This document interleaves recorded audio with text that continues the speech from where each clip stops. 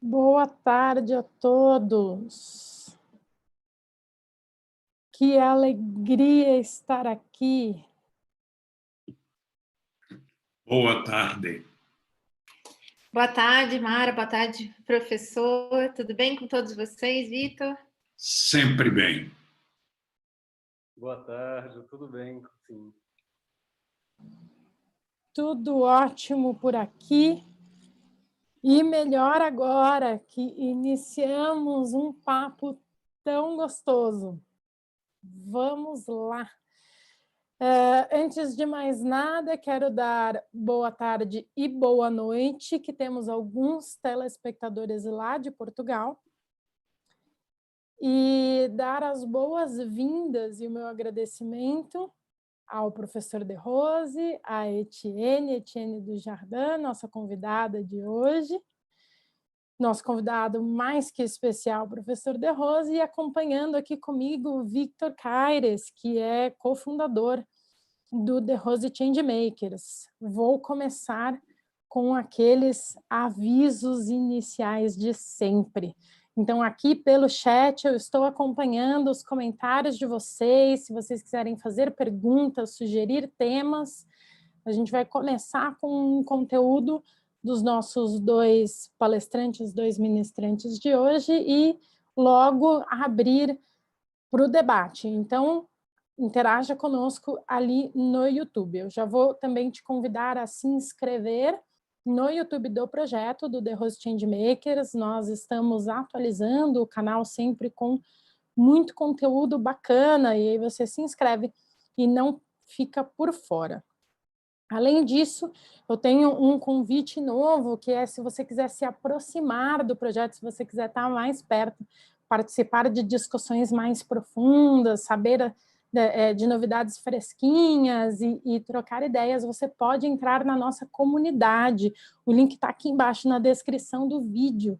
É uma comunidade no WhatsApp que a gente troca sugestões de leitura, conteúdos, libera ali as novidades fresquinhas e tudo mais. Vocês estão todos muito convidados e serão muito bem-vindos. Eu sei que tem muitos que estão acompanhando todas as nossas lives, todos os nossos webinários. E hoje eu tenho o prazer de anunciar que será o nosso último webinário nesse formato.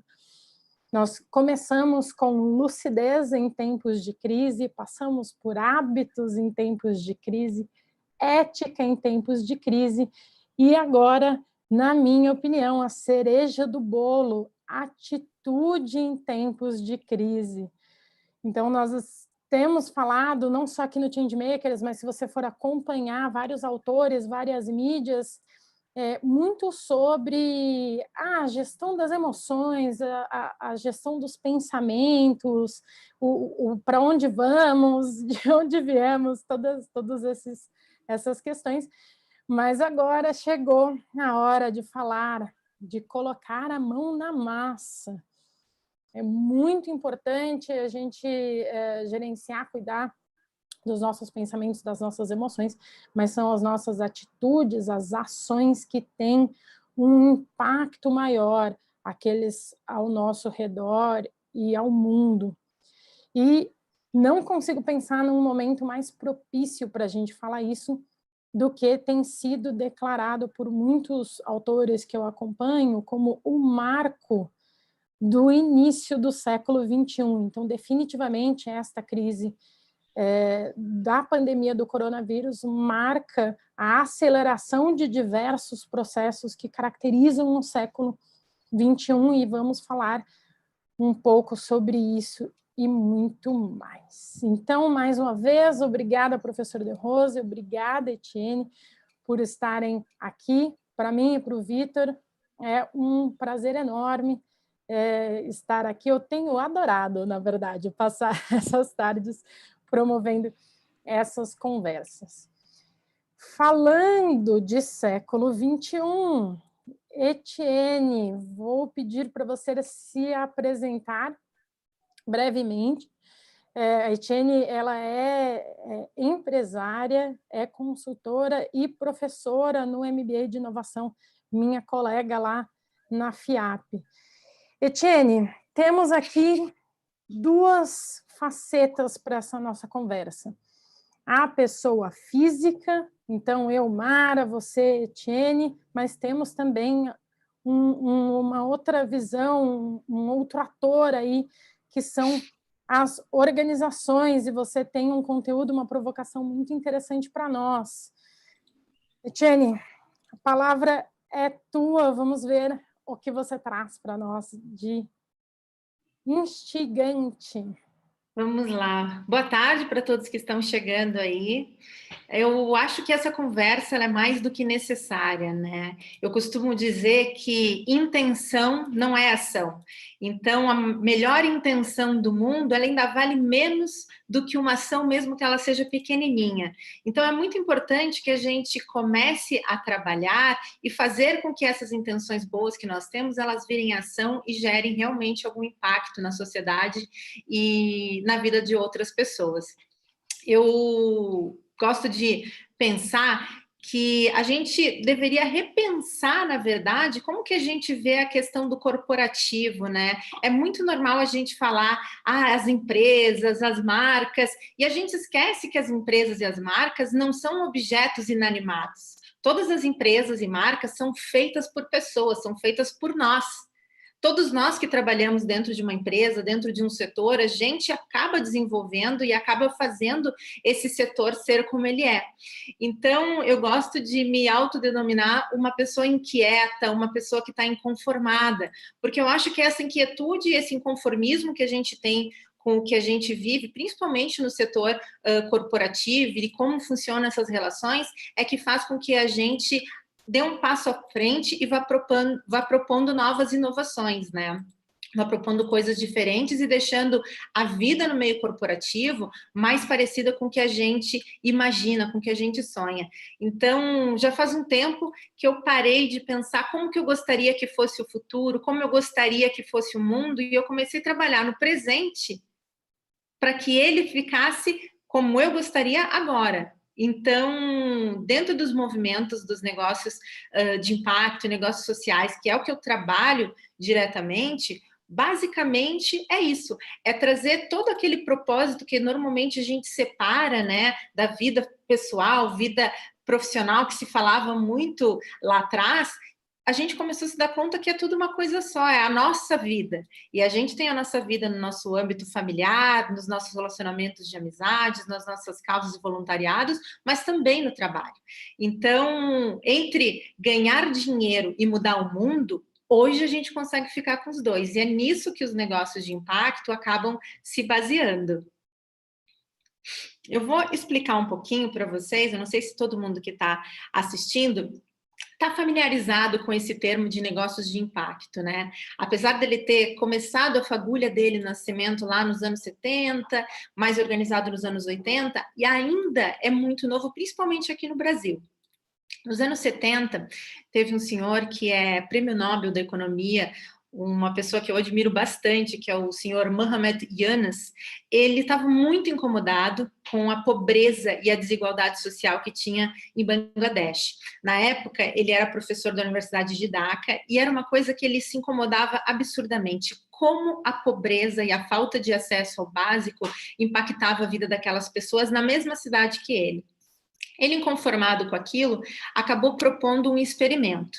Ele pegou um grupo de mulheres que eram artesãs e fez um empréstimo para essas mulheres a um custo bem pequenininho de juros e um parcelamento mais esticado, vamos falar assim, para que essas mulheres pudessem comprar matéria-prima para que elas produzissem mais e pudessem fazer a venda disso para pessoas que viessem visitar a cidade ou no comércio local.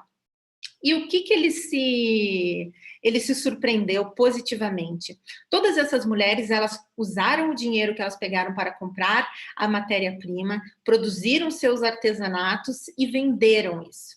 A partir do momento que elas fizeram com que essa rede de produção girasse, elas fizeram o pagamento da parcela do empréstimo totalmente em dia e conseguiram fazer mais um empréstimo, pediram mais um empréstimo para conseguir fazer mais produções e terem mais lucro. E aí o professor, ele viu que funcionava. Então ele pensou o seguinte, o que está faltando é a falta de oportunidade financeira para que essas pessoas consigam trabalhar. E aí, depois de outros experimentos que ele foi rodando também, ele acabou criando o Grameen Bank nos anos 80, que é o grande precursor dos negócios de impacto, né? Hoje a gente acaba conhecendo isso como Banco Rural. E, na verdade, foi isso que deu o pontapé inicial para todos os negócios de impacto que a gente conhece hoje, que estão ali assentados, vamos dizer assim, no setor 2,5. Setor 2,5, toda vez que eu falo sobre isso, as pessoas assim, nossa, setor 2,5 eu não conheço, eu conheço o segundo setor, o terceiro setor. Eu vou explicar um pouquinho para vocês o que é o setor 2,5, que ainda ele fica ali no nosso inconsciente de funcionamento. O primeiro setor é o setor governamental, é o Estado. O segundo setor são as empresas privadas, né, que têm a única finalidade de acúmulo de capital, né, e de lucratividade, que é as empresas e o capitalismo como a gente conhece hoje. O terceiro setor estão as ONGs, as instituições sociais, os projetos que elas não visam lucro, mas elas visam fazer o quê? Prestar serviços para a sociedade no âmbito social, para reduzir as desigualdades. Com esse experimento que Mohamed Yunus fez, ele viu que era possível fazer as duas coisas, juntar o segundo setor com o terceiro setor. Ter uma empresa onde a lucratividade também fosse uma premissa, mas ao passo que resolvesse algum problema social. E foi aí que nasceu o setor 2,5. São empresas, empreendimentos que oferecem soluções e serviços de forma intencional para as reduções das desigualdades sociais, mas que também podem ter lucro. Então, por isso que eu falo, entre ganhar dinheiro e mudar o mundo, hoje a gente consegue ficar com os dois.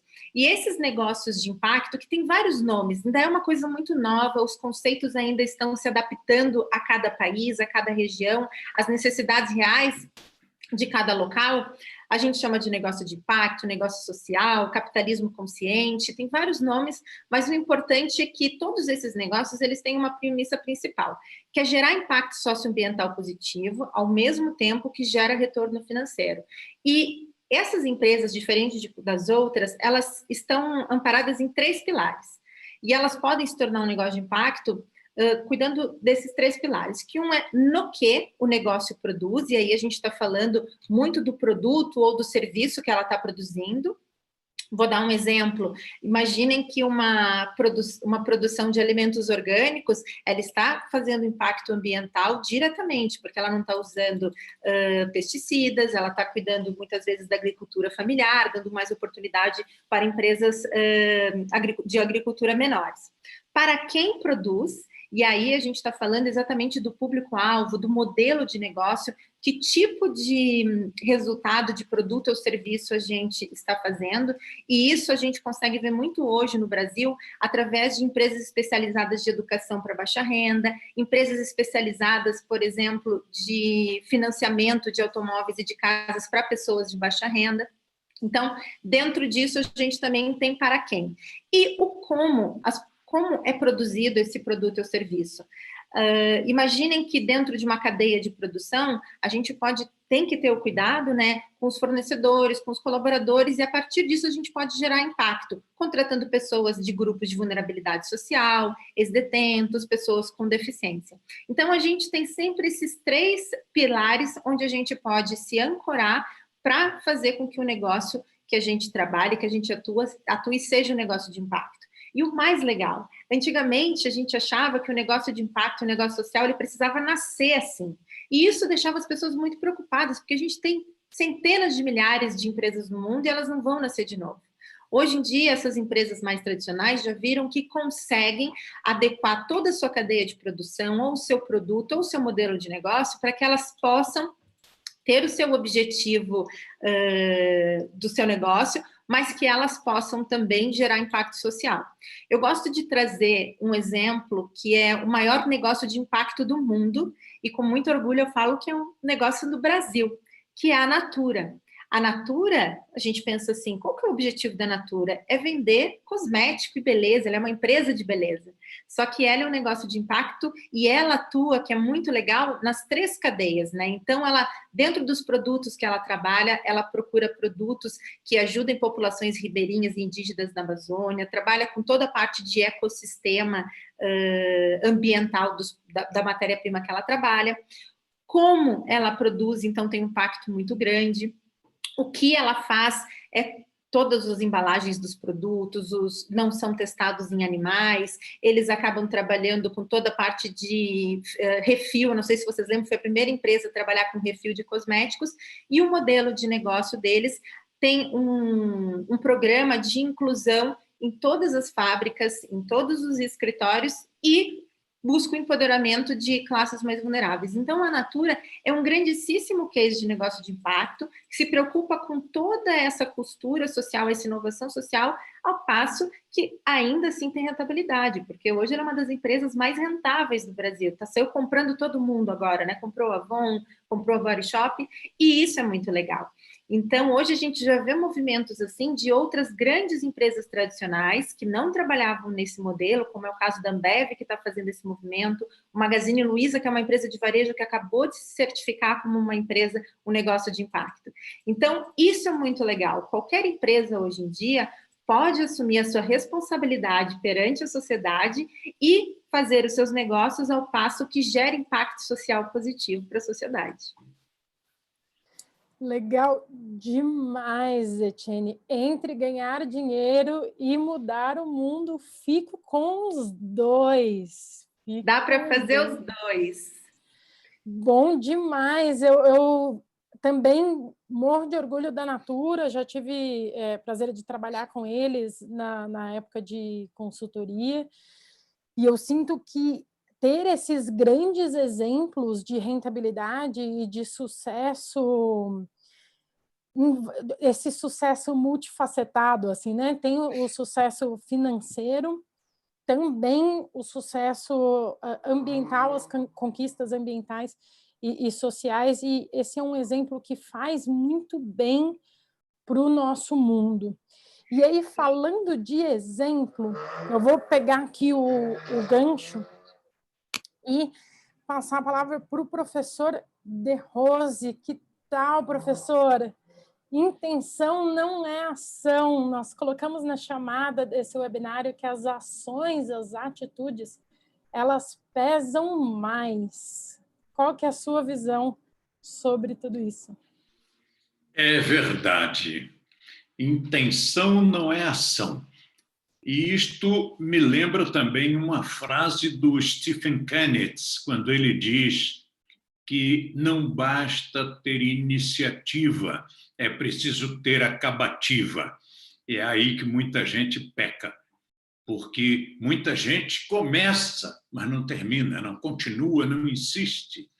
E eu achei muito legal essa exposição que a Etienne nos fez, porque eu fiquei pensando, será que a nossa empresa está dentro desse perfil? Será que nós temos essa consciência ambiental, social e tudo mais? E fiquei muito feliz com a minha resposta para mim mesmo, porque eu, este ano, completo 60 anos de magistério.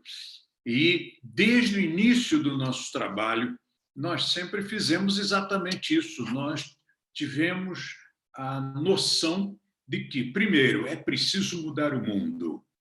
E, segundo, é preciso começar por nós mesmos, porque não adianta você querer doutrinar o outro, querer que o outro mude de atitude, quando você mesmo não conseguiu fazer isso. Então, nosso trabalho, ele sempre foi alicerçado na filosofia hindu, e a filosofia hindu, ela prima pelo autoconhecimento. E isto significa mudança de si mesmo, mudança de atitude. E agora, neste período que nós estamos vivendo, eu achei sensacional a sua colocação de que nós estamos agora, graças a essa crise mundial, a essa pandemia, nós fomos catapultados para o século XXI. E, de fato, até agora, nós não tínhamos saído do século passado. Estes 19 anos, estes quase 20 anos, em que nós dizíamos já estamos no século XXI, na verdade, nossos paradigmas eram todos do século passado. Talvez pelo fato de que a maior parte das pessoas tenha nascido no século passado. Então, nós ficamos, de certa forma, atrelados a um reflexo comportamental daquela época. Só que agora nós somos obrigados a repensar como é que nós vamos viver a partir deste momento. Será que o mundo vai continuar com o mesmo sistema de produção, mesma prestação de serviços, exatamente como ela era antes? Ninguém tem dúvida alguma de que não vai ser igual. E vai ser muito melhor. Um aviso aos navegantes que sejam pessimistas. Agora vai ser muito melhor. Nós descobrimos, por exemplo, que a maior parte das pessoas não precisa enfrentar tanto trânsito para produzir. Muita gente, muitas profissões podem trabalhar 100% em casa, em home office, ou, se não, 100% desse trabalho, outros poderão trabalhar 80% ou 70% em casa. Isto dá um conforto extraordinário, uma qualidade de vida que não tem preço, porque quando nós temos que sair de casa de manhã cedo, permanecer o dia inteiro fora de casa e voltar à noite, nós forçosamente vamos fazer refeições na rua.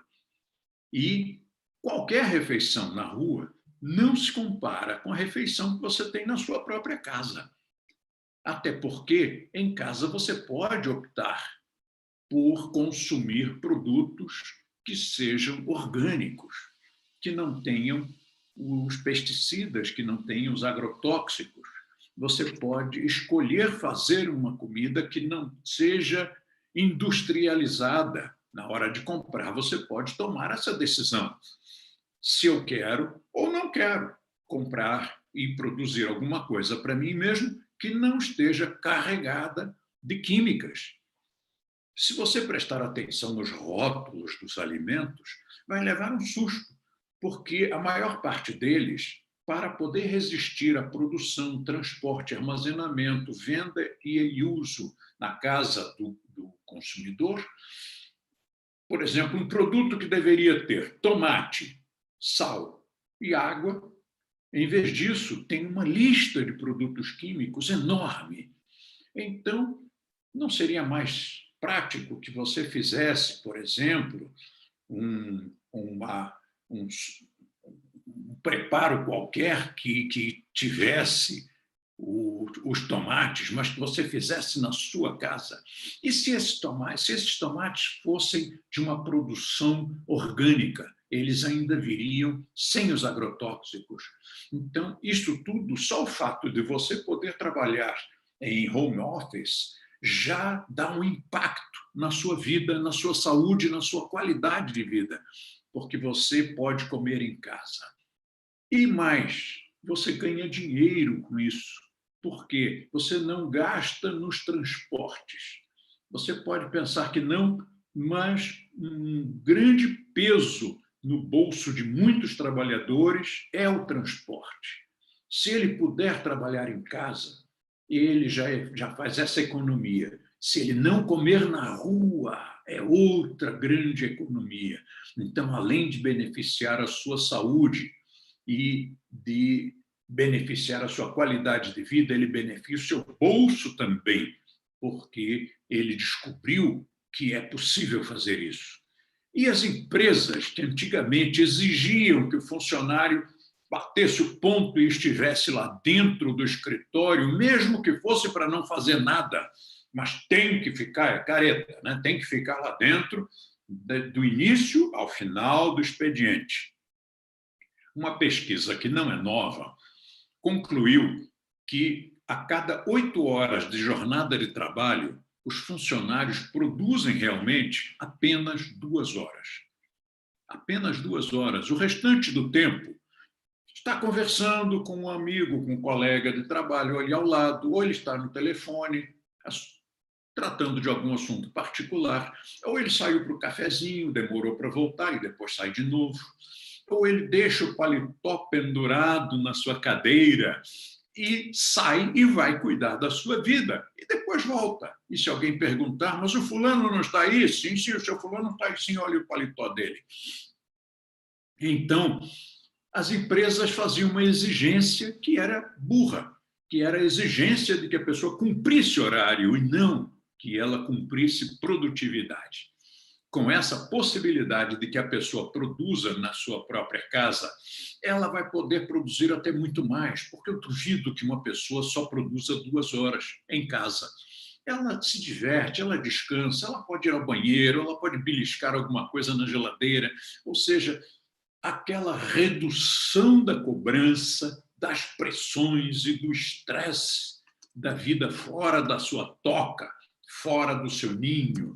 Isto proporciona uma possibilidade, para quem quer, a possibilidade de produzir muito e crescer, inclusive porque, ao produzir mais no seu home office, você está criando condições para um progresso na sua profissão, na sua carreira, na sua empresa, para promoções e, em último caso, para evitar demissões, porque, neste momento, o fantasma de todo mundo que é empregado é o fantasma da demissão, porque muitas empresas estão com problemas devido ao coronavírus e estão fechando.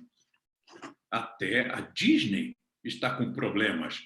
Eles acabaram de enviar uma notícia de que uma das suas peças na Broadway, eles simplesmente cortaram, acabaram com essa peça porque não consideram que vão conseguir fazer frente aos custos não apenas do teatro em si, mas de toda a trupe, enfim, de toda aquela parafernália que permite a eles levar ao público uma peça da Broadway. Imagine se a própria Disney está nessa situação, quantas empresas brasileiras também não estarão? Hoje, todo mundo está fazendo das tripas coração para produzir o seu ganha-pão, tanto os empregadores quanto os empregados. Então, esse é um ponto de vista. Mas eu gostaria também de deixar aqui uma reflexão de que nós estamos em casa nesta cinquentena, para algumas pessoas, e nós vamos continuar. Não temos nenhuma dúvida de que, mesmo no momento em que os poderes constituídos disserem pronto, população, vocês podem sair, claro, tomando todos aqueles cuidados, mas, por favor, vão produzir dinheiro, vão produzir a economia do país e do Estado. Nós precisamos de impostos. Mesmo no momento em que essas autoridades disserem saia de casa, eu não vou sair. Eu vou ficar aqui muito bem, obrigado, trabalhando 16 horas por dia, escrevendo, me comunicando com o mundo inteiro, feliz e com uma qualidade de vida extraordinária. Então, a reflexão que eu queria deixar é esta. Se você e um amigo seu, ambos, entram em um navio para fazer um cruzeiro, um dos dois pode passar a viagem inteira reclamando, porque eu estou preso dentro deste navio, eu não posso sair do navio, não tem como sair. E depois o meu camarote aqui, a minha cabine é muito pequena. E olha o tamanho desta escotilha. Isto lá é a janela que se apresente, e o balanço do navio, eu estou ficando enjoado, eu estou ficando tonto, e esse cheiro de maresia, que coisa horrível. E depois as pessoas aqui, as pessoas da terceira classe são muito mal educadas, e as da primeira classe são muito arrogantes. E no final, essa pessoa termina a viagem. Fez uma péssima viagem, foi um inferno a viagem que ela fez. Ela não produziu, ela não melhorou, ela não fez contato com ninguém, ela não namorou, ela não fez exercício, ela termina a viagem branquela e, pior que isso, ela termina a viagem verde, talvez verde de enjoo, talvez verde de raiva. Enquanto que o outro, quem sabe, você, fez a mesma viagem, mesmo cruzeiro dentro do mesmo navio, mas aproveitou para conhecer pessoas, trocar cartões de visitas, fazer o seu network, quem sabe dali saíram bons negócios, e a sua viagem, que lhe custou alguma coisa, lhe rendeu um retorno muito maior do que o investimento.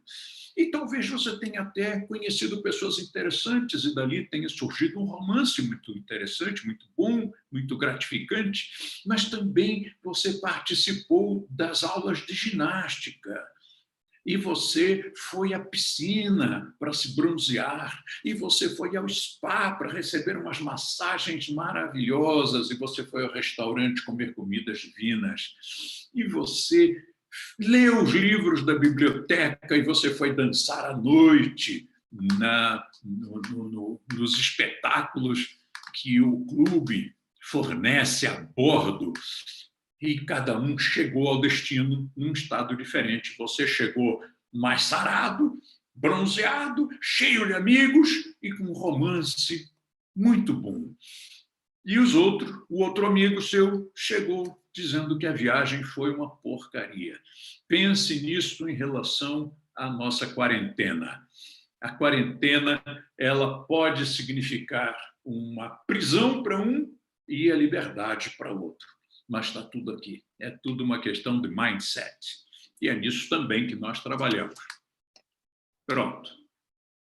Excelentes reflexões, excelentes. O pessoal aqui no chat do YouTube já está super ativo, e então eu muito em breve já vou às perguntas deles. Eu só queria fazer uma pergunta, gostaria de ouvir de vocês dois, quais foram as suas primeiras atitudes quando isso tudo estourou. Então, crise do coronavírus, decreto da quarentena, qual que foi quais foram, né, as primeiras ações de vocês, tanto quanto empresários, como pessoas físicas, e se vocês têm alguma dica para o pessoal lá de casa, na ordem que vocês preferirem. Com a palavra, Etienne. Isso é uma pergunta muito interessante, Mara, porque quando começou a crise, que começou em outros países, a gente ainda não estava aqui no Brasil como deveria, foi bem na época que eu estava fazendo 40 anos, né? Então, eu sempre ouvi que a vida começa aos 40, então eu falei, gente, a minha vida está começando bem no meio de uma pandemia. E em fevereiro eu estava já escutando muita coisa, vendo como estavam as coisas nos outros países, e eu e meu marido, a gente já resolveu fazer o autodistanciamento para que a gente conseguisse ajudar, né, as autoridades. A gente ainda nem estava com o distanciamento imposto aqui, mas a gente resolveu tentar fazer nossa parte. E a gente começou a buscar e conversar com outras pessoas para ver se elas estavam bem em fazer aquilo. Porque o professor falou muito de trabalho de home office, algo que eu faço desde 2013, mas para muitos conhecidos foi um choque, porque pessoas que tinham que ter aquela rotina de ir para o trabalho todos os dias às 8 horas da manhã, pegar o transporte, trânsito e voltar, foram jogadas para o home office. E então, meus sobrinhos, inclusive, então a gente teve essa preocupação de dar um suporte para essas pessoas mais próximas, de dizer como era e dizer, calma, gente, vocês não precisam ficar tão nervosos com isso, é uma coisa nova, demora, e estamos em uma pandemia trabalhando de casa. Muito do que vocês vão ver do home office não é o home office ainda. Calma, tenham muito cuidado. A gente, com a Somos B, que é a minha empresa, que é um negócio de impacto, a gente capacita jovens de comunidades em tecnologia, design e inovação. A gente tinha uma turma estritamente para começar no finalzinho de março, né? Então a gente teve que adiar isso. E o que a gente teve de preocupação? Os nossos alunos de outras turmas que a gente mantém o contato, a gente tem essa preocupação de ver como estão, a saúde mental deles, se está ok, procurar fazer algumas chamadas de Zoom, que nem a gente está fazendo aqui, para que as pessoas conversem mais. Então, a gente tentou disseminar a informação, né, para as pessoas da nossa rede e nos manter sempre fazendo o que as autoridades diziam. Só que bem nesse meio da pandemia, eu precisei ficar hospitalizada por uma outra coisa que não era Covid. Eu tive uma infecção nos rins, acabei tendo uma complicação e fiquei 16 dias internada, sendo que os primeiros 5 dias entre a vida e a morte. E isso me transformou absurdamente, porque onde a maioria das pessoas fazia o que o professor falou, que era ficar reclamando da prisão, eu não querendo ficar em casa, eu só conseguia pensar no hospital. Tudo que eu quero é estar na minha casa, ter a possibilidade de passar por isso com a minha família, com os meus cães, com os meus gatos. Então, eu acho que a gente, principalmente depois de que eu voltei do hospital, a gente ficou muito focado nisso, né? Em tranquilizar as pessoas e fazer com que as pessoas entendam que isso é um momento ruim que nós todos vivemos, mas que vai passar. E a gente vai conseguir definir algumas coisas de acordo com as atitudes que a gente tem. Então, ter essa atitude positiva, se poupar de algumas coisas para que a nossa saúde mental fique em dia e ajudar outras pessoas a fazer isso, eu acho que é muito importante. A gente conseguiu, eu acho que dentro da nossa rede, dar um suporte bacana para as pessoas que estão ao nosso redor. Muito bom. E o que foi que eu fiz quando soube que a coisa estava acontecendo fora do Brasil? Eu estava em Nova York quando começou tudo. Por sorte, eu já estava com a volta programada e cheguei ao Brasil antes que a coisa aqui ficasse mais grave. 3 medidas. Primeira, pedi a todos os nossos professores, temos 623 instrutores em todos os países, né? São vários países das Américas e depois temos as escolas em toda a Europa Ocidental. Então, e nos Estados Unidos. Então, nós pedimos a todos eles que passassem a dar aulas só online. E alguns que eram mais rápidos, mais ágeis, entenderam rapidamente e disseram, sim, vamos fazer isso. Outros disseram, oh, professor, não dá, porque os nossos alunos, veja bem, e fizeram ali um corpo mole. E eu ainda brinquei com eles e disse, pessoal, eu sou o mais velhinho da turma, eu sou bisavô, eu tenho quase 80 anos de idade e eu reagi rápido. Por que vocês não reagem rápido? Eram vocês que deviam ter dito, De Rose, o mundo é mais ágil, você tem que reagir. Não pode ser o vovô dizendo para a garotada que tem que agir rápido. Mas o fato é que, dali a um pouquinho, veio a ordem de fechar as escolas. E eu já tinha mandado uma instrução dizendo é melhor você fechar por vontade própria do que você ser obrigado a fechar, e aí vai fechar às pressas, sem estrutura, sem ter se organizado. Essa foi a primeira medida. Passar a dar as aulas online. Então, nós temos hoje uma estrutura que já tinha antes, não era só usar. Segunda medida, logo no início da pandemia, nós instalamos um programa que vai ao ar todos os dias às 21 horas, chamado Uma Lufada de Alegria no Final do Seu Dia. É um programa que é gratuito, é aberto, dependendo do dia, atinge um grupo diferente. Então, tem um dia por semana que é só para os nossos alunos, tem um dia que é aberto a toda a população e tem outros dias que são abertos às pessoas que são relacionadas com os nossos alunos. Alunos, ex-alunos, seus familiares e seus amigos. Então, são vários grupos diferentes, mas essa atividade tem todos os dias. E menos fim de semana. Fim de semana é às 16 horas, não é às 21, porque é para facilitar o pessoal da Europa que quer participar, e às 21 do Brasil fica muito tarde para eles lá. E terceira medida que começou 48 horas depois, foi muito rápido, nós instalamos um serviço de SOS. Então, qualquer pessoa, aberto a toda a população, gratuito, 24 horas por dia, quem estiver se sentindo sozinho, quem estiver se sentindo com tristeza ou está meio assim chateado de estar em casa, vai lá para o SOS, vai lá conversar. Não é terapia, é bate-papo alto astral. Você pode entrar. Meu nome, De Rose, tudo junto, minúsculas, derose.co/SOS. É muito fácil, derose.co/SOS. Então, foram estas 3 medidas imediatas que nós tomamos e que facilitou para todo mundo, né? Facilitou para nós, os instrutores, os alunos, seus familiares que estão em casa com eles e a população em geral. Excelente, excelente. 2 exemplos maravilhosos. É claro, eu acompanhei os movimentos que o professor citou como instrutora da rede. A Etienne, acompanhei uma parte da história dela ali entre as aulas e a ida dela no hospital. Acho excelente, 2 boas referências de atitudes, né, de ações concretas para tomarmos, não só no início, mas todas essas coisas continuam e devem continuar até agora, enquanto essa crise durar e até depois dela, por que não?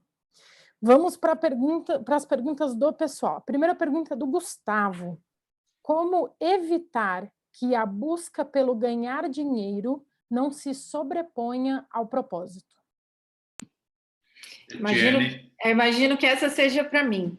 É muito importante que, quando as pessoas elas comecem a trabalhar com negócios de impacto, elas têm uma coisinha chamada intencionalidade.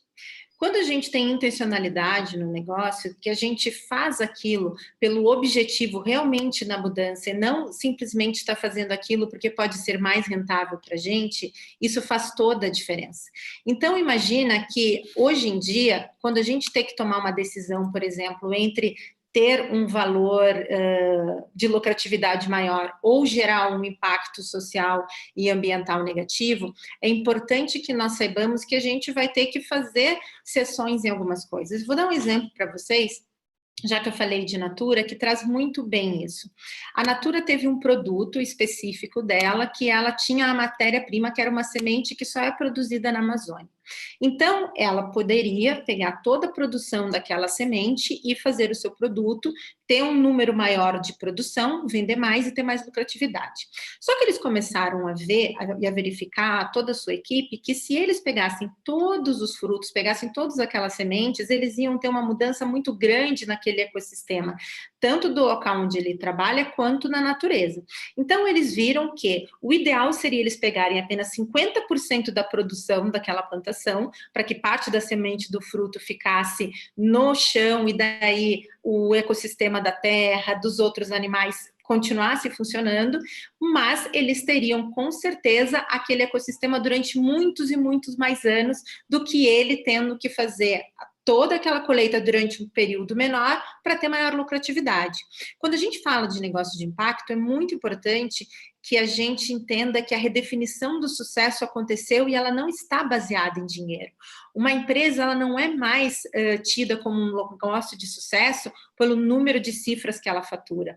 Uma empresa é tida como um negócio, principalmente os negócios de impacto, uma empresa é tida como uma empresa de sucesso, se os seus colaboradores estão felizes, estão acolhidos, se o ecossistema da sociedade que ele trabalha de produção funciona, se os impactos dela são menores. Então, quando a gente conseguir imputar essa consciência no corporativo, através da atitude das pessoas, o dinheiro ele vai ficar em segundo plano, porque a gente vai pensando no dinheiro, na lucratividade, mas também nas outras,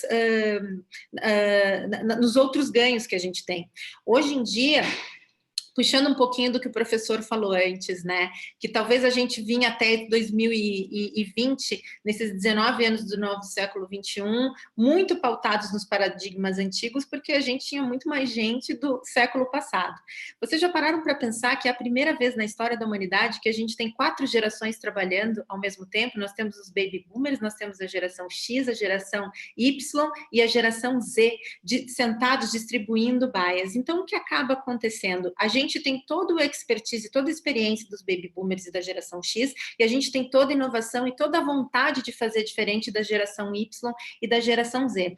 E hoje, dentro do mercado de trabalho, a gente consegue pegar o melhor dos dois mundos, redefinir, fazer uma ressignificação do que é esse sucesso e ter o planeta, ter a sociedade, ter toda a comunidade que a gente trabalha, que é conectada, a gente está vendo isso na pandemia mais do que nunca, pautadas em outros tipos de sucesso. Bem-estar, saúde, natureza, clima. Então, é muito importante que as instituições e as pessoas façam redefinição do que é sucesso para elas, porque hoje em dia a gente sabe que não é mais só as cifras de faturamento. Exatamente. Concordo em todos os aspectos. E eu tenho um livro chamado Sucesso. E muitas vezes as pessoas vão ler esse livro achando que eu vou ensinar a ganhar dinheiro. E eu começo o livro exatamente dizendo o que você acabou de colocar, Etienne. Eu começo o livro dizendo que sucesso não é ganhar dinheiro. Ganhar dinheiro é a consequência do sucesso. Então, você tem que buscar ser bem-sucedido, seja você empreendedor, empresário ou empregado, não importa. Você, em qualquer posição em que você esteja na sociedade e na empresa, você pode ser uma pessoa bem-sucedida ou não. Você pode ser um enche-mundo, né? A maior parte gosta de se acomodar e ficar na almofada fofa da inércia, né? São os enche-mundo. Eles estão ali só para fazer número. Mas tem os outros que dizem, não, mas eu acho fantástico, eu acho sensacional, super estimulante conseguir ter sucesso, seja no que for, não importa. Se eu estiver limpando o chão, eu quero limpar o chão com sucesso, eu quero fazer isso bem feito, eu quero surpreender. E é o meu prazer, é a minha arte, fazer bem feita a minha profissão. Então, no livro, a gente explica que ter sucesso, por exemplo, em vez de ganhar dinheiro e estragar o casamento, ter sucesso é ter um bom casamento. Isso é ter sucesso. Isto se reflete depois, porque uma pessoa que tem harmonia familiar, que tenha boas relações afetivas, essa pessoa forçosamente está programada para ter umas boas relações humanas com os seus clientes, com os seus fornecedores, com os seus colegas de trabalho, com os seus superiores hierárquicos, com os seus subordinados. Então, essa pessoa é uma pessoa fadada ao sucesso. E uma vez que ela tenha sucesso, o dinheiro vem sozinho, não precisa ficar tão ligado em ganhar dinheiro, até porque se você vai com muita sede ao pote e fica perseguindo, é como aquele garotão que vai com muito afoito atrás de uma menina e a menina entra em defensiva. E ele não sabe por que a menina não quer nada com ele, mas é porque ele avançou demais, ele invadiu a privacidade da outra pessoa. Com dinheiro é a mesma coisa. Quem fica muito dinheirista, muito ligado em ganhar dinheiro, é como se o dinheiro fugisse, de certa forma.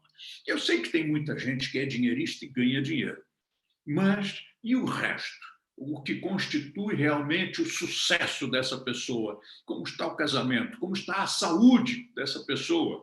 E como está a felicidade dessa pessoa? O que adianta ganhar dinheiro, e depois essa pessoa ser infeliz, viver tomando remédio para dormir porque não consegue dormir, morre de estresse, gasta uma fortuna em psicanalista e talvez essa pessoa se suicide mais tarde ou precise de um psiquiatra. Então, isso não é sucesso. É melhor que você fature menos, mas viva mais tempo e com mais qualidade de vida. É melhor que você chegue a uma idade em que as pessoas normalmente já estão ali se apoiando numa suposta aposentadoria, que esse é o grande problema em vários países, não é só no Brasil, mas no Brasil parece que era uma endemia que foi mais forte do que o corona. Todo mundo começa a trabalhar pensando na aposentadoria. Mas, cara, você acabou de começar a sua profissão. Sim, mas temos que pensar no futuro, temos que pensar na aposentadoria. Que isso? A própria palavra é um insulto. Aposentadoria quer dizer botar o cara dentro de um aposento. É um cara que não serve mais para nada, para a sociedade. Então, ele se aposenta, não ganha o suficiente, porque já não ganhava antes, não é? Os salários são todos ofensivos e nunca pagam aquilo que a pessoa realmente merece. Mas quando se aposenta, ganha menos ainda. E agora, como a vida inteira, durante os últimos 35 ou 40 anos, a pessoa foi programada para fazer um trabalho e agora não lhe permitem mais fazer esse trabalho, porque existe uma aposentadoria compulsória por idade, as próprias empresas não querem mais, um velhote lá não vai produzir a mesma coisa que o garotão que está entrando agora no mercado de trabalho com sangue nos olhos, querendo vencer. Então, esse cara que passou 35 ou 40 anos condicionado a fazer um trabalho, agora não lhe permitem fazer esse trabalho, o cara não serve para nada. Então, essa pessoa entra em depressão. Aí vai andar dentro de casa de pijama de um lado para o outro, ficar barrigudão, ficar doente, morrer cedo. Então, sempre que me perguntam em entrevistas, né, professor, o senhor não pensa numa aposentadoria? Quando é que pretende parar? Eu só vou parar quando morrer. Enquanto não morrer, eu vou estar agitando, incomodando. E quero ter a morte viking. Eu quero morrer com a espada na mão. E isto devia ser o ideal de todo mundo, né? Não é por ser empresário, por ser empreendedor, não, mesmo como empregado, porque você pode ser empregado numa empresa, mas você criar a sua empresa, você fazer alguma coisa, fornecer um serviço, ou criar um produto e fornecer esse produto, desde que seja uma coisa que dê a você entusiasmo, motivo de viver. Pronto, chega, falei demais. Reflexões sensacionais. Eu compartilhei aqui no chat o pocket do seu livro, professor, o Sucesso, está aqui, ó, é só você baixar no link. Eu costumo também fazer uma provocação da nossa definição de longo prazo. Etienne deu um exemplo super bom e já tem vários estudos que esses negócios de impacto, que os negócios que olham para além da lucratividade imediata, eles duram mais. Você pensar num longo prazo, longo de verdade, pensando aí em 50, 100 anos, no legado, no impacto que o seu negócio, que a sua carreira que você vai deixar, essa conta, ela fecha, né? Se você for somar a lucratividade de fazer isso, de viver mais, de tudo isso, é muito melhor, inclusive, nesse resultado. Vamos para a próxima pergunta. Essa vem da Sandra. A pergunta dela é: como ficam as relações pessoais com o home office? Bom, a gente tem uma questão que, acho que como eu falei, a gente está num momento de home office hoje, diferente do home office normal, quando a gente está fora de uma pandemia. Hoje a gente está vivendo uma crise sanitária global e tendo que trabalhar de casa. No momento que a gente não consegue sair para tomar um café com alguém, que a gente não consegue dar uma corridinha ali no horário de almoço. Então, se a gente for avaliar as relações sociais nesse momento de pandemia hoje, eu diria que a gente tem que aproveitar das ferramentas tecnológicas que nós temos, como essa do Zoom, por exemplo, para se conectar com as pessoas. Então, eu tive várias amigas e amigos que fizeram aniversário, por exemplo, nesse momento de pandemia. O que a gente fez? Assoprou a velhinha do bolo, todo mundo numa ligação, ligar para as pessoas, estar próximas das pessoas. Então, eu acho que antes a gente lidava muito com a questão tecnológica e da internet para quem estava longe. Eu sempre tive essa impressão, né, que a internet ela acaba aproximando quem está longe, em outro país, em outra cidade, e afastando quem estava perto.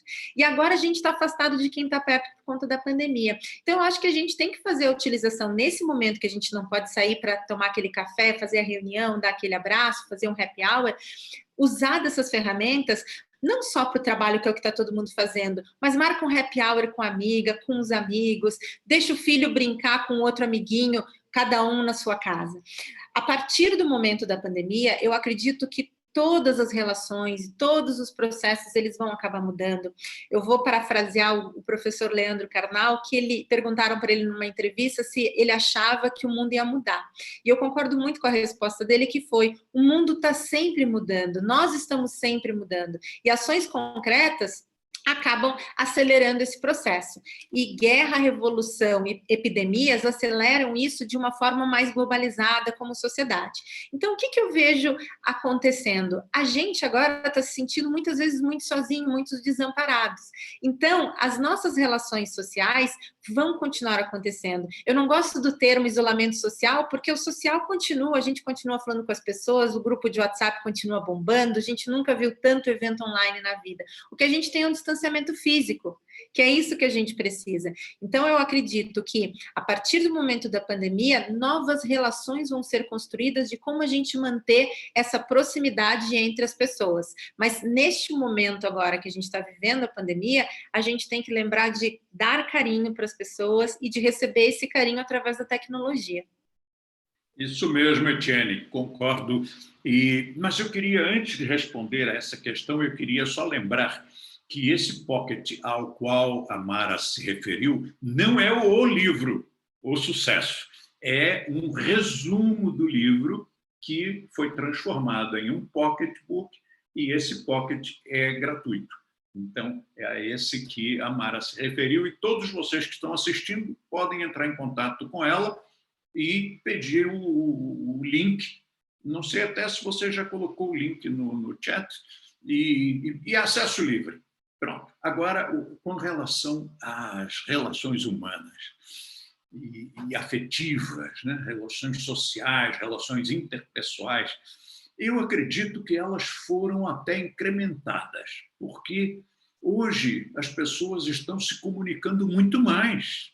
Está todo mundo utilizando não só o Zoom, utilizando todos os recursos disponíveis de internet e até de telefone, o velho telefone. Muita gente está usando isso.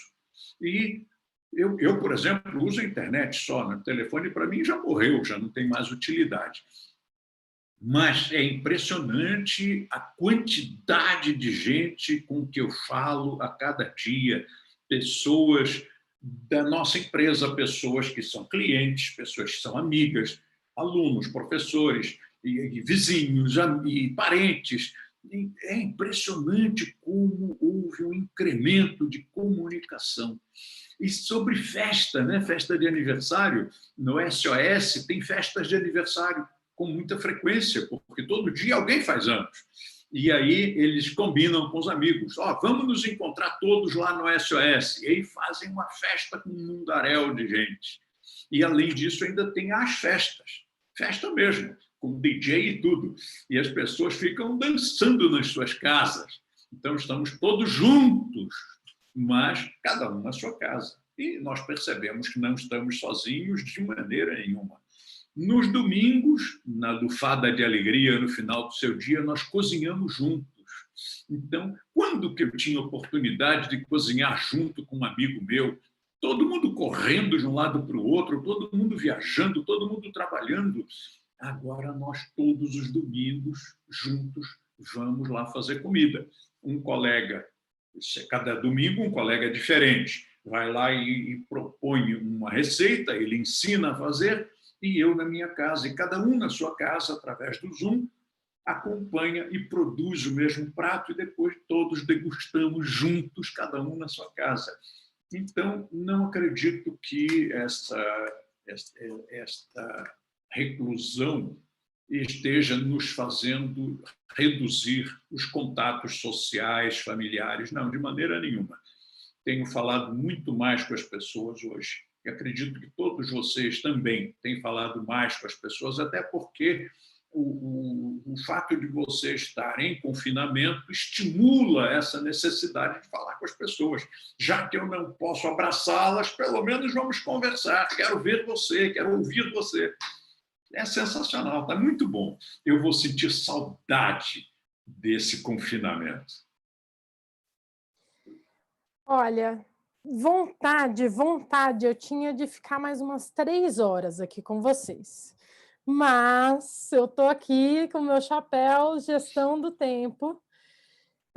A Maria Ribeiro fez uma pergunta, e faz tempo já que ela fez, então gostaria de não deixar passar. Ela é direcionada ao professor De Rose, e eu vou pedir encarecidamente que seja uma resposta breve, por conta do tempo, para a gente não avançar muito da nossa programação. E aí partimos para as nossas considerações finais. E a Maria Ribeiro pergunta, mas essa reflexão, e aí ela estava falando da migração para o online, né? Essa reflexão abarca a área cultural, teatro, concertos, dança, etc. Não dá para fazer home office, é diferente. Há que reinventar, pelo menos nesta fase, em que já estamos a desconfinar. Lembrando que a Maria Ribeiro está lá em Portugal, então eles estão num momento diferente que nós aqui no Brasil. E aí ela pergunta, professor De Rose, qual é o seu ponto de vista? Com relação a teatro, por exemplo, a minha mulher, a Lívia, ela ama teatro. Quando nós estamos nos States, ela vai a Broadway sempre que pode. E ela acompanha agora. Ela todos os dias assiste uma peça. Inclusive porque eles, já que fecharam os teatros, eles têm que fazer alguma coisa, né? Então liberaram uma porção de peças e ela todos os dias assiste a pelo menos uma peça, ou seja, ela vai ao teatro sem gastar dinheiro, sem ter que viajar, sem passar frio ou calor, sem tomar chuva. Ela vai ao teatro todos os dias. E eu vou ao cinema todos os dias. Claro, nós já tínhamos Netflix, mas agora a coisa está mais estimulada, porque agora nós buscamos outras soluções muito além do Netflix. E para o pessoal mais clássico, né? Aqueles que têm ADN, sabe o que é ADN? Antiga data de nascimento. Existe o Oldflix. Oldflix. Olha de onde é que os caras foram tirar essa ideia. São filmes antigos, filmes clássicos. Filmes desde a década de 20 até... Eles chamam de filme antigo, para mim foi anteontem, filmes da década de 80. Mas Oldflix. A plataforma não é lá grande coisa, mas os filmes, eventualmente, são interessantes. E nossa parte cultural, ela foi muito beneficiada com tudo isso que aconteceu. Você veja, por exemplo, quando algumas redes de TV abriram até toda a sua programação, colocando à disposição da população. Isto foi genial. Isso aqui no Brasil, né? Não sei como foi em Portugal. Mas em Portugal vocês ainda têm uma vantagem, né? Em Portugal, nós conseguimos nos comunicar mais com outros países do que aqui o Brasil. O Brasil é um país que está delimitado não por fronteiras geopolíticas, nós estamos delimitados pela língua. A língua é a nossa fronteira, porque quando eu viajo pela América Latina, eu vejo que todos os países têm jornais e revistas e livros de todos os outros países, dos outros 30 países de língua hispânica. Não tem livros nossos, nem jornais nossos, nem revistas nossas do Brasil. E vice-versa, aqui no Brasil também, em geral, as livrarias e bancas de jornais não têm material de outros países, porque nós aqui falamos outra língua. Nós devíamos estar num contato muito íntimo com Portugal, mas não estamos, né? Sei lá por que razão, por que cargas d'água, mas nós que falamos a mesma língua, pelo menos escrita, na norma culta, é a mesma língua. E nós acabamos também apartados de Portugal. Eu digo que nós estamos unidos por um oceano, mas, na verdade, nós temos aí uma distância. Portugal consome muito do Brasil, né? Consome muita cultura do Brasil, músicas do Brasil. O Brasil perde essa oportunidade também de consumir literatura de Portugal, que é de primeiríssima qualidade, e outros produtos culturais. Mas, enfim, vocês têm talvez acesso a muito mais material cultural do que o Brasil. Pronto. Era para ser breve, não sei se consegui. Excelente, excelente, está tudo certo. Gostaria das considerações finais de vocês dois e eu gostaria de uma última provocação. Então, é claro, abrir para as considerações que vocês queiram fazer, mas eu queria que vocês deixassem um recadinho para os advogados do diabo em plantão, aquelas pessoas que, com a maior das boas intenções, ou nos ouviram e disseram: ah, mas isso funciona para a Etienne, mas isso a Natura que consegue, mas isso é só na Rede de Rose que vai funcionar. Então, considerações finais, e eu peço um recadinho para os nossos advogados do diabo de plantão. Eu vou falar para vocês uma coisa que a gente não pensa muito, né? Quando eu era criança, eu adorava ficção científica. Eu lembro de Star Wars, Star Trek, eu lembro daquele desenho que tinha o Jets, e eu sempre li muita literatura de ficção científica e vi esses filmes, e foi muito legal. Tudo que eu via durante a minha infância, as pessoas e as marcas e o mercado tentando ir atrás, né? Então, praticamente tudo que tinha no desenho do Jets, que era teleconferência, a gente tinha o robozinho, que era empregada doméstica, a gente tinha comida instantânea, tudo isso a gente tem hoje. Até hoje as empresas estão tentando fazer o skate que flutua ou o carro voador de volta para o futuro. E eu fico sempre me perguntando por que a gente tem essa questão da ficção científica, que isso tudo está dentro do ser humano, né? A gente imagina como vai ser e a gente corre atrás de fazer com que aquele sonho, com aquela vontade nossa aconteça. Por que a gente não tem isso com a ficção social? Porque a ficção social é a mesma coisa, é o que está dentro da gente, é a gente imaginar um mundo muito mais equinânime, é a gente imaginar um mundo onde as desigualdades sociais, raciais, de gênero, em função da orientação sexual, elas sejam realmente menores ou nem existam.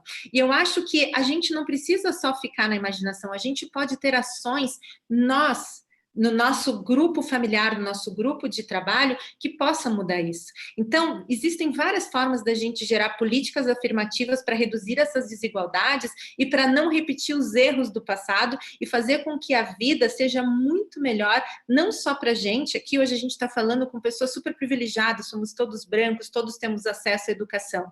Então, a gente precisa ter essa preocupação com pessoas que têm situações diferentes da nossa. E a gente, como pessoa física, como CPF, levando isso para dentro das empresas que a gente trabalha, mudando essa consciência, mudando essa definição de sucesso, daqui a pouco todo mundo vai estar fazendo. Não são só as empresas do tamanho da Natura que conseguem fazer. A minha empresa hoje, ela está dentro de um cenário de mais de 5 mil negócios de impacto no Brasil e cada vez mais vão crescer.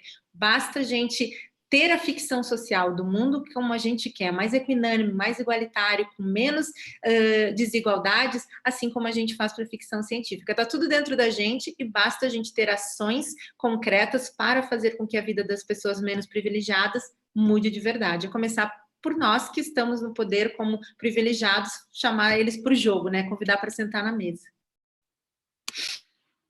Muito bem. Eu só vou dizer a você uma frase do Nicholas Murray Butler.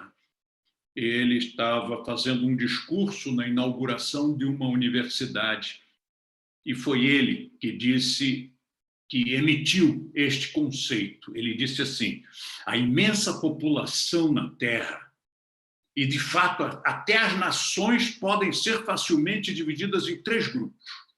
As poucas que fazem as coisas acontecerem, as muitas que olham as coisas acontecendo, e a avassaladora maioria dos que não têm ideia do que foi que aconteceu.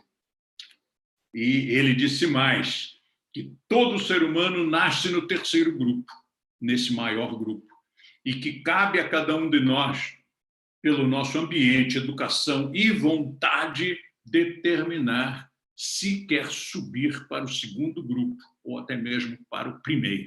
Então, fica essa reflexão para você ver o que você quer da vida. Excelente, professor. Muito bom, muito boas provocações.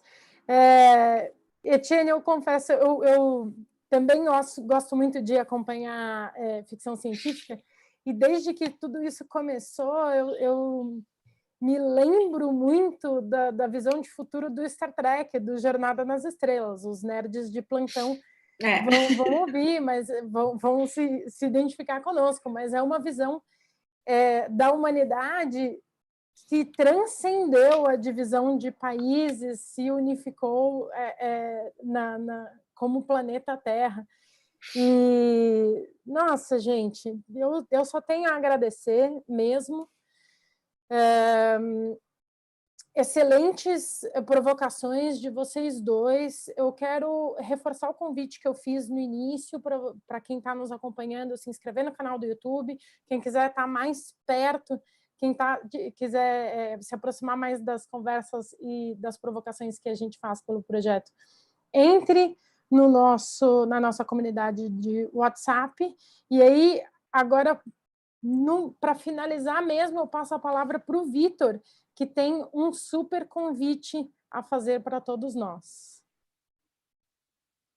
Bom, hoje eu estou aqui para fazer um convite para vocês, como a Amanda disse, que tem muito a ver com tudo que foi falado aqui, sobre a importância de colocar em prática as ações e não ficar apenas na intenção. No The Rose Changemakers, nós pensamos em todas as atividades que nós fazemos, uma proposta de colocar a mão na massa, naquilo que nós estamos trabalhando do ponto de vista conceitual, justamente por entender que é preciso passar a ação. E nós fazemos isso através de estratégias gamificadas, através da gamificação, muitas das vezes. Então, eu estou aqui para convidar vocês para, na próxima semana, na sexta-feira, às 17 horas, nós vamos fazer uma estratégia de gamificação para começar esse processo de trabalhar a si mesmo, no sentido de gerar essa mudança no nível individual, primeiro, para que ela se expanda para o seu entorno. Então, essa é a proposta do The Rose Changemakers, de provocar, de estimular mudanças em cada um de nós, para que possamos transformar o nosso universo profissional e o mundo à nossa volta. E, mais uma vez, agradeço, também reforço os agradecimentos já feitos pela Mara, ao professor De Rose e à professora Etienne por todo esse conteúdo maravilhoso que nos foi apresentado aqui durante esse fim de tarde. Muito obrigada a você que está em casa, que está nos acompanhando. Nos estendemos um pouquinho, 15 minutos, mas valeu a pena, porque foi um papo realmente muito bom. Espero vê-los nas próximas atividades do The Rose Changemakers. Aos que são alunos do The Rose Method e têm acompanhado as atividades do professor De Rose, nos vemos em breve, às 9 horas, terá uma aula, uma discussão excelente sobre ensaio mental e criação de arquétipos. Olha, Frida, temos aqui mais uma companheira ilustre. E é isso. Etienne, nos encontramos em breve aqui das atividades da FIAP. Qualquer dúvida, qualquer questão, entre em contato conosco. Para mim é um prazer enorme poder ser anfitriã, de uma certa forma, dessas conversas. Muito obrigada, viu, Mara? Professor, foi maravilhoso. Foi uma alegria te conhecer. Quando você fala, dá vontade de não falar nada, ficar só ouvindo. Imagina! Muito obrigada, foi um prazer realmente. Espero que vocês todos tenham gostado, que estão de casa nos acompanhando. Etienne, eu quero te convidar para participar da lufada de alegria no final do seu dia, hoje às 21 horas. Mas eu já até coloquei na minha agenda aqui, eu vou sim, no domingo também. Anote aí qual é o link, é therose.co/live. Não, pode deixar que hoje estaremos juntos, de novo. Tudo minúsculo, therose_co/live. Com certeza, hoje estaremos juntos novamente. Até mais tarde. Até. Maravilha, gente. Até mais tarde. Um grande beijo e boa noite para todos que estão em casa. Tchau, tchau, pessoal.